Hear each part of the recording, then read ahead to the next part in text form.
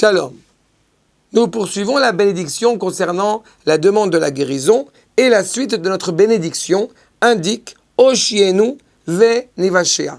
Comme nous rappelions précédemment, nous avons une confiance envers Akadosh Baruch Hu en lui demandant la guérison et nous savons qu'il est à nos côtés et que nous serons Bezrat Hashem guéris. De la même manière, ces forces vitales qui nous animent, je rappelle que Oshienu, quand nous avions évoqué la bénédiction de la Tzil, de se protéger, la Hagen, la Tzil veloshia, de protéger, de sauver, protéger et sauver, eh bien, il y avait trois dimensions. La première étant avant même la rencontre avec la difficulté. La seconde étant en difficulté et d'être convaincu que Akadosh Baruch Hu nous protège. Enfin, la dernière, d'être justement au Shienu, d'être pleinement dans les difficultés, dans la détresse et demander à Akadosh Baruch Hu expressément qu'il nous sorte de cela.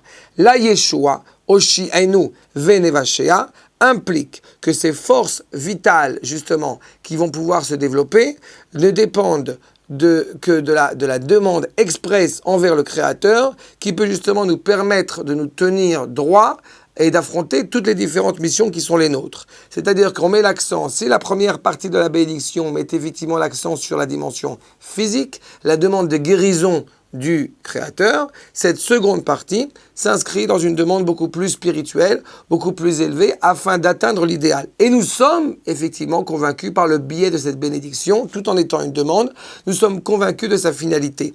Oshienu, c'est-à-dire que Akadosh Baruch Hu nous sort de ce périple dans lequel nous pouvons nous trouver, et au bout du compte, nous serons pleinement sortis, pleinement sauvés, ve nevashea.